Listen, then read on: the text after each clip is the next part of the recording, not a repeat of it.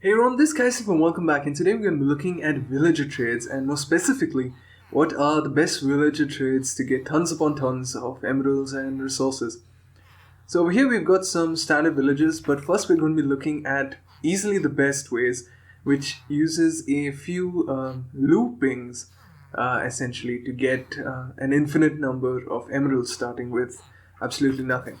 So we're going to start off and yeah.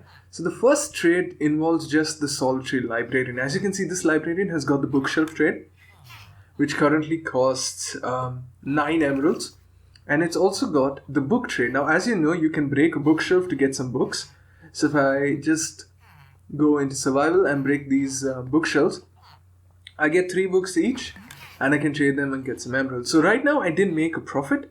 But however, if I can cure the villager to get the price down to 1 emerald, and the book trade also down to 1 for 1, I can trade 1 bookshelf and then break them down to get 3 books for each of them, thereby getting me 3 emeralds for each of them. So every bookshelf gives you 3. You're basically tripling your input. Now the chances of this happening, bookshelves has got a 2 by 3 chance, but you can just break the lectern. But the book trade has a 2 by 3 chance of showing up as well. Now you need 2 cures. 2 cures to get the bookshelf trade down, but you just need 1 for the book trade. So you can have 2 separate villages for that. And in case you are going to be dealing with trade locking, as you know, you can't trade more than a certain number of times in a certain period. It's 12 in case of bookshelves.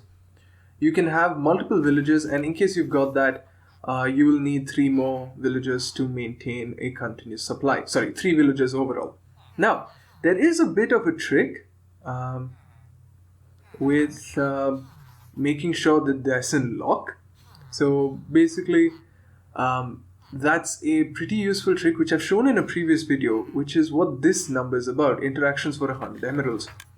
So basically there's a bit of a trick that if you trade with a villager and go through an end gateway, the villager doesn't actually lock its trades up, and once you come back, you can just keep on trading continuously. So that's really useful in this case, as it doesn't lock up and you just need the solitary villager.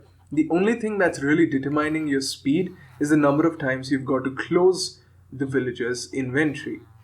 So you need 15 of those interactions. Alright, so the next one is using the glass trade from the same librarian.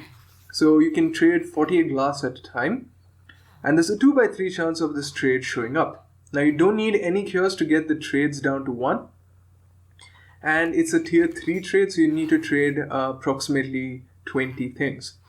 Alright, so that glass can be used to trade with some clerics all the way at the bottom for the glass bottle trade. Or you can use them with cartographers with the glass pane trade. Now, the glass bottle's got a 2 by 3 chance, but the glass pane does have a 100% chance. You need 2 cures for both of them to reduce down to 1. And the problem with the cleric is it's a tier 4 trade and it's not guaranteed. So So glass bottles is a 1:1 ratio, but glass panes is a 6:16. So you get a large number of glass panes. So as you can see, I can just trade this down. If this was just 1 glass bottle, I'd be making 4 times the input. But since it's a glass pane, I basically get 16 emeralds for every 6 glass pane. So that's about 6 for 1.5 times. Now the problem is you do need a huge number of villagers to maintain the supply. It's about 11 cartographers versus just the 4 for the cleric. Now the cleric requires 17 interactions, but the cartographer requires just 2 interactions with a librarian once you start with 3 emeralds, but then just 11 cartographer trades. So yeah, you do need a lot of work in the cartographer, but it's really easy if you're using the end gateway trick. And honestly, you can also have this running in tandem with your bookshelf trade.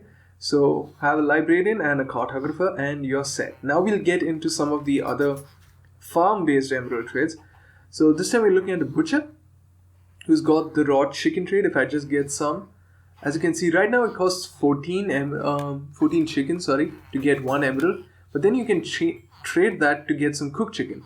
Now if you cure them up enough, you can just trade in 1 piece of raw chicken to get an emerald to get basically 8 times the amount of chicken. So as you can see, 2 cures required. A raw chicken's got a 50% chance where you can easily break it, but then 66% for the cooked chicken trade. Now the more important ones are the ones at the bottom, the sweet berry trade and the dried kelp trade. These also do require two cures, but berries are really easy to farm. Alright, next up we've got the toolsmith. With the iron trade, the iron trade is a 100% chance if you use a toolsmith, and you just need 1 cure to get them down to 1 iron per emerald. The first level up is a bit tricky, but after that it's really easy. You just need an iron farm of 144 iron per hour. Usual iron farms are about 280, so you should be set. Next up we're going to be looking at the shepherd. Now the shepherd trades dyes. Now the problem with this is that the dye trade shows up thrice. It can be rolled thrice, but it's a really small chance. So as you can see, I just got the 1 orange dye trade, which is pretty easy to get. However, I didn't get any others, and yeah, it's still pretty expensive. This guy has also got the orange dye trade. I went through about 10 more villages and didn't get those. You need 2 cures for that. Now the most popular one is the farmer with the pumpkin and the melon trade. Pumpkin's got a 2/3 chance, while the melon has got a 100% chance, and you just need 1 cure to get the trades down to 1 for 1. And you can obviously use those emeralds to buy some golden carrots, infinite food, amazing. So the farm rates, you need 144 pumpkin per hour, or you need about 720 slices of watermelon per hour, because watermelon does multiply weirdly. And yeah, so it's not a very efficient farm required. And yeah, alright, so the next one is the Fletcher. Now the Fletcher does have a stick trade to start off, but you do need 5 cures to get that down to 1 for 1. But sticks are pretty easy to farm once you've got a bamboo farm or something like that. You've also got the string trade, which requires 3, and the feather trade. You can also get tipped arrows in the final level, which are really fun to use. Next up we got this mason with the stone trade and the andesite trade. You need 3 cures to get it down to 1. Now the fun thing about the andesite trade is you can trade 1 andesite for 1 and then multiply it by 4. So basically 4 times your input to get polished andesite, which is obviously used a lot more in large builds. Similarly for clay, you can basically multiply the number of bricks that you would normally get from, say, diving into a river or something. Similarly for terracotta, it does work as a pretty good multiplier. And finally, we've got the leather worker with the leather trade. You can easily get that down to 1 with just 1 solitary cure. If you've got a good sorghum farm, you've got some good emeralds as well.